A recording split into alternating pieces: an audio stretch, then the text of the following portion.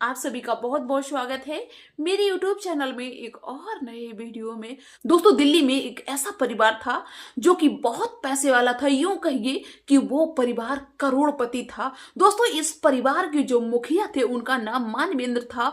उनकी फैक्ट्रियां चलती थी, कंपनियां चलती थी, एक से एक महंगी गाड़ी उनके पास में थी, बहुत ही महंगे महंगे आलीशान फार्म हाउस इनके थे, बहुत कुछ इनके पास में था। लेकिन सिर्फ मानवेंद्र की जिंदगी में एक ही चीज की कमी थी। मानवेंद्र की शादी के 10 साल बीत चुके थे, मानवेंद्र का कोई बच्चा नहीं था।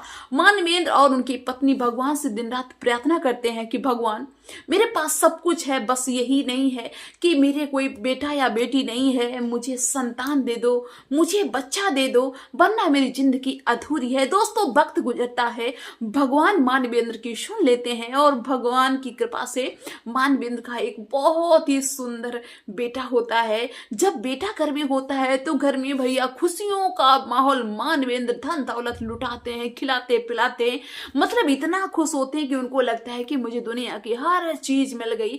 दोस्तों, अब तो उस बेटा का, उसका नाम सुबोध रखा जाता है। खुशी के मारे उस सुबोध को बड़े ही लाड़ प्यार के साथ में पाला जाता है, क्योंकि पैसे की कमी नहीं, इकलौता बेटा और इतने दिनों के बाद में हुआ था। तो भाई बहुत ही ज्यादा परिवार के लोग खुश होते हैं और उस सुबोध को देख देख के जीते हैं। दोस्तों, यूं ही वक्त गुजरता जाता है, लेकिन कहते हैं ना कि समय बदलते हुए देर नहीं लगती है।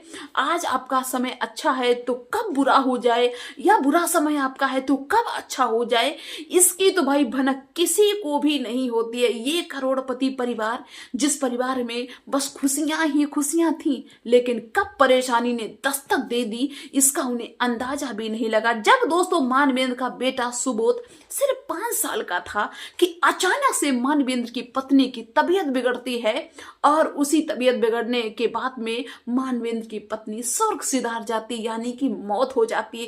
दोस्तों, अब तो मानवेंद्र बहुत ज्यादा दुखी कि एक तो मेरा छोटा बच्चा, और ये कहिए कि पत्नी के बिना फिर पति भी अधूरा ही रहता है। क्या घर में होता है, जब घर में कोई लेडीज ना हो तो फिर घर भी मतलब घर नहीं रहता। मानवेंद्र बहुत दुखी रहते हैं, रोते हैं, बच्चे को भी देखते हैं, घर को भी संभालते हैं, बहुत टेंशन करते। उनको नुकसान भी होने लगा क्योंकि वो उस हिसाब से काम भी नहीं कर पाने लगे, अपनी कंपनियों में, फैक्ट्रियों में देख रेख नहीं कर पाने लगे। दोस्तों, घर के लोग दबाव बनाते हैं मानवेंद्र पे कि दूसरी शादी कर लो, अभी तुम्हारी उम्र ही क्या हुई है और इतना सारा धन दौलत सब कुछ है। दोस्तों, मानवेंद्र घर वालों की बात को मान लेते हैं और मानवेंद्र की शादी एक ऐसी लड़की से हो जाती है जो कि मानवेंद्र से बहुत ही ज्यादा छोटी थी। यूं कहिए कि जिस लड़की ने मानवेंद्र से शादी की, उसने भी सिर्फ यही देख के कि इसके पास में धन दौलत बहुत ज्यादा है, सिर्फ धन दौलत के लिए शादी की। दोस्तों, वो लड़की घर में आ जाती है और क्या होता है कि जब मानवेंद्र घर में होते हैं तब वो उनकी जो पत्नी थी दूसरी वाली, वो उस बच्चे की देख रेख करती, लेकिन जब मानवेंद्र घर से चले जाते हैं तो वो दूसरी वाली पत्नी अपने सौतेले बेटे के साथ में सौतेले वाला व्यवहार करती, यहां तक कि फूटी आंख नहीं वो लड़का भाता है उस सौतेली माँ को।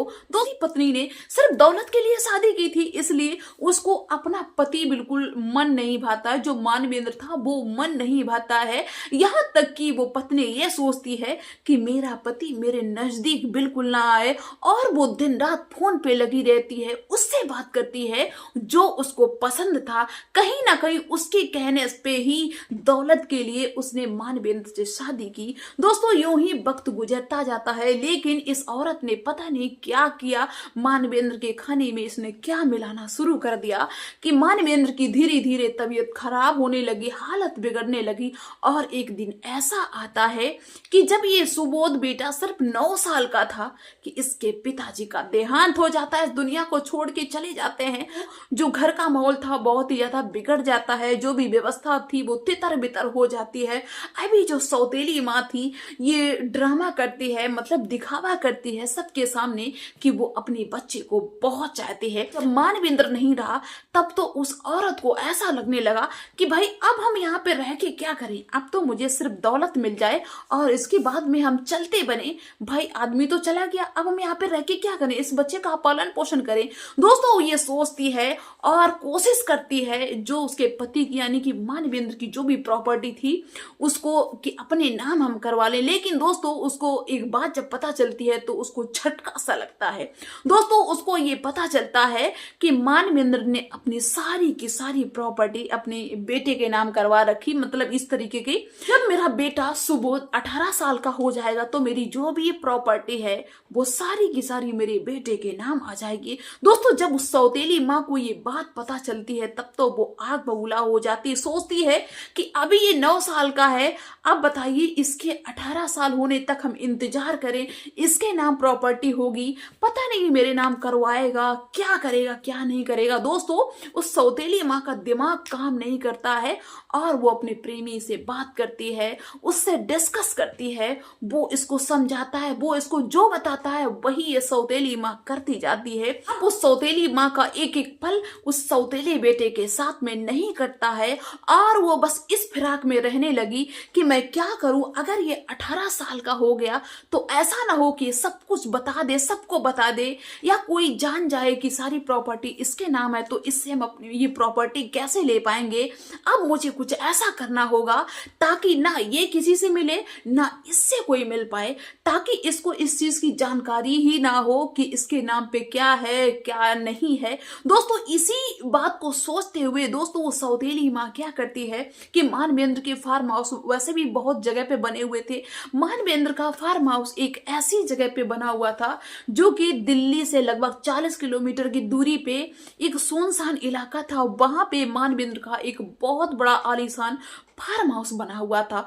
वहां पे अपने इस बच्चे को, सौतेले बेटे को, सुबोध को अपने साथ में ले जाती कि बेटा चलो आज हम घूमने चलते हैं अपने दूसरे घर में, उसको देख के फिर वापस आ जाएंगे। दोस्तों सुबोध छोटा था, वो समझ नहीं पाता है इस औरत की चाल को और उस सौतेली माँ के साथ में चला जाता है। दोस्तों उसका प्रेमी पहले से ही वहां पे मौजूद था लेकिन बेटे को इस बात की जानकारी नहीं होती है।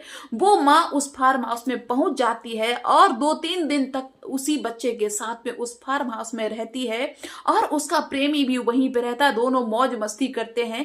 दोस्तों बच्चा अपनी माँ से कहता है कि माँ मुझे यहाँ पे अच्छा नहीं लगता है, यहाँ से मुझे ले चलो, मुझे अपने स्कूल में जाना है, मुझे यहाँ पे नहीं रहना है। दोस्तों बच्चा जिद करता है तो वो सौतेली माँ उस बच्चे को मारती है। यहाँ तक कि उस सौतेली माँ ने कहा कि अब तू यहीं पे रहेगा जब तक तू 18 साल का नहीं हो जाएगा, तेरी वजह से मुझे यहाँ पे अभी तेरे साथ में अभी 6-7 साल और रहना पड़ेगा और हम तेरे साथ 1 मिनट भी रहना नहीं चाहते हैं। अब तू यहीं पे रहे जब तक तू 18 साल का नहीं हो जाएगा। तेरा बाप इतना कमीना था, इतना हरामी था, उसने सारी प्रॉपर्टी तेरे नाम करवा दी। मुझे ये बिल्कुल उम्मीद नहीं थी, अगर मैं पहले से ये जानती होती तो मैं उससे शादी कभी नहीं करती। दोस्तों छोटा बच्चा इतना सब कुछ नहीं समझ पाता है। वो औरत अपने प्रेमी के साथ मिलके उस बच्चे को जबरदस्ती एक कमरे में बंद कर देती है और अंदर से एक बहुत बड़ा मजबूत ताला लगा देती है और बाहर से सब तरीके से बंद करके वो उस फार्म हाउस से अपने प्रेमी के साथ में चली जाती है। अब दोस्तों क्या था कि वो बच्चा वहीं पे रहता है और ये औरत जाती है अपने प्रेमी के साथ में, उसको खाना पानी दे के चली आती है। कभी 2 दिन का खाना रख के चली आती, कभी 3 दिन का, कभी 4 दिन का, और कोई भी पूछता है तो बहाने बना देती है। ऐसे करके दोस्तों 2 साल का समय बीत जाता है। कभी कभी ये औरत 5-5 दिन के लिए चली जाती है तो बच्चा कभी कभी रोता है, परेशान होता है, खाना खत्म हो जाता है, क्योंकि जब ये 3-4 दिन के लिए गायब होने वाली होती है तब ये 3-4 दिन का खाना रख देती है।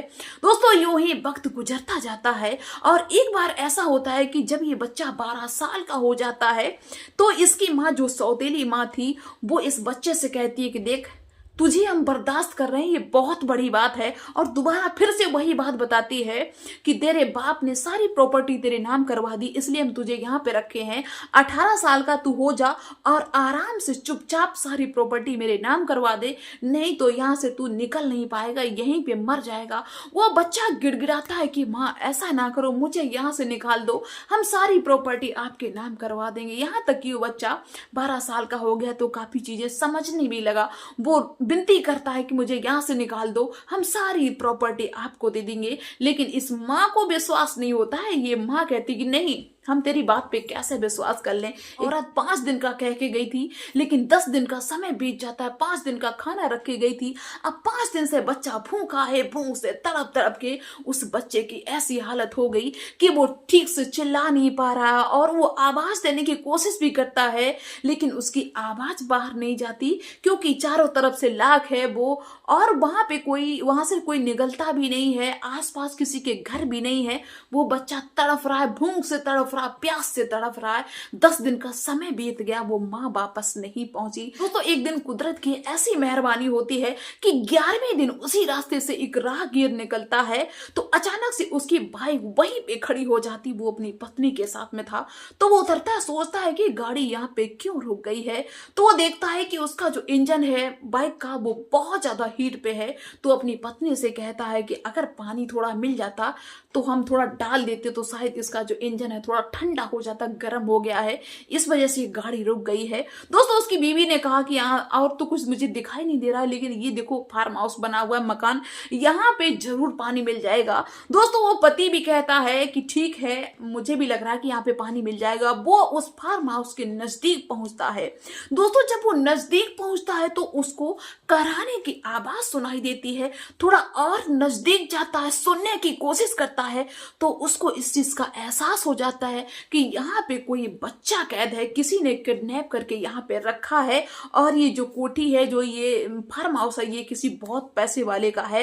अब पता नहीं किसने इस बच्चे को यहाँ पे रखा है। फिलहाल हम इतना रिस्की काम नहीं कर सकते हैं, हम अभी पुलिस को सूचना देते हैं, पुलिस ही कुछ करेगी आके। अगर मैंने इसको बचाने की कोशिश करी तो पता नहीं अंदर कौन हो, कहीं मैं ही ना मुसीबत में फंस जाऊं। दोस्तों, नजदीकी पुलिस स्टेशन में वो व्यक्ति फोन करता है, तो पुलिस तुरंत आती है। तो पहले तो पुलिस उससे पूछताछ करती कि तुम कौन हो, कहाँ जा रहे हो, कैसे।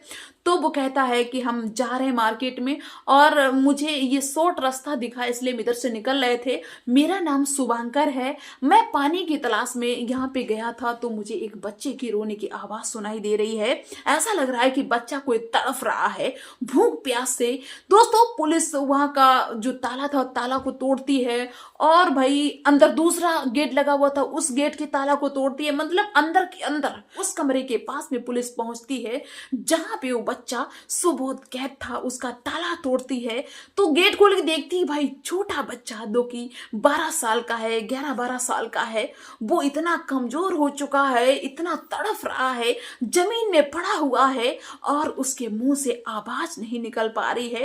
दोस्तों, पुलिस के लोग उसको उठाते हैं और सभी लोग चौंक जाते हैं कि इतने छोटे बच्चे को यहाँ पे किसने कैद किया। दोस्तों, बच्चे से कुछ भी पूछते हैं, लेकिन बच्चा कुछ भी बोल नहीं पा रहा है। बच्चा इशारा करता है कि मुझे पानी दो, मुझे खाना दो। दोस्तों, उस बच्चे को खाना दिया जाता, पानी दिया जाता, थोड़ा सा उसको ऐसा लगे कि अच्छा फील कर रहा है। दोस्तों, उस बच्चे से पूछताछ की जाती है, तो बच्चा सारी कहानी बताता है कि मेरे पिताजी भी खत्म हो गए, मेरी माँ भी खत्म हो गई, मेरी सौतेली माँ थी, मेरी सौतेली माँ मेरी सारी प्रॉपर्टी अपने नाम कराना चाहती थी, लेकिन मेरे पिताजी ने प्रॉपर्टी मेरे नाम करा रखी थी। तो ऐसे करके मतलब सारी बात उसने बताई। जब वो बच्चा अपने घर का नाम पता सब कुछ बताता है, अपनी माँ का नाम बताता है, पिता का नाम बताता है, और अपने घर का कहाँ पे मेरा घर है सब कुछ जब वो बताता है, तो पुलिस भाई वहां पे भी पहुंचती जहां पे उसका घर था। तो वहां से पता चलता है कि वो जो औरत थी, जो सौतेली माँ थी, वो अपनी प्रेमी के साथ में कहीं पे जा रही थी और दोनों का रोड एक्सीडेंट हो जाता है, और उसी एक्सीडेंट में वो दोनों मारे जा चुके, यानी कि दोनों मर चुके हैं। इसीलिए वो 5 दिन का खाना रखे गए थे और 10 दिन तक नहीं आए। तो भी सुनता है, वो हैरान रह जाता है। अब इसमें पुलिस कर भी क्या सकती है, लेकिन अब पुलिस की जिम्मेदारी ये थी कि बच्चा अभी 12 साल का, इसकी जान को खतरा है, इसके नाम इतनी सारी प्रॉपर्टी है, कोई भी कुछ भी इसके साथ में कर सकता है। तो अब ये पुलिस की जिम्मेदारी हो गई, यानी कि सरकार की जिम्मेदारी हो गई कि जब तक ये बच्चा 18 साल का नहीं हो जाता है, इसकी देख रेख करेंगे, इसकी निगरानी करेंगे। दोस्तों, पुलिस की निगरानी में वो बच्चा रहने लगता है, उसका पालन पोषण होने लगता है। और जो शुभांकर थे, जिन्होंने मदद की, जिन्होंने पुलिस को बुलाया, उनकी भी पुलिस के लोग बहुत तारीफ करते हैं, और जो भी सुनता है वो भी तारीफ करता है। दोस्तों, शुभांकर भी उस बच्चे से मिलने के लिए आ जाते हैं। सुबोध को शुभांकर से मिलना बहुत पसंद था, क्योंकि सुबोध जाने लगा था कि इन्होंने मुझे बचा लिया, अगर ये ना होते तो मैं मर गया होता। सुबोध अपने पिता के समान शुभांकर को मानता है और शुभांकर भी उसको अपने बच्चे के समान मानते हैं। तो दोस्तों इस तरह एक व्यक्ति ने एक बच्चे की जान को बचा लिया और जिसने गलत काम किया था उसके साथ में गलत ही हुआ। दोस्तों गलत का नतीजा हमेशा गलत ही होता है, तो इसलिए ज्यादा से ज्यादा अच्छा काम करने की कोशिश करिए, क्योंकि यहाँ से कुछ भी लेके नहीं जा पाएंगे सिवाय अपने अच्छे और बुरे कर्म के। मिलते हैं फिर नेक्स्ट वीडियो में, तब तक के लिए बाय सभी को।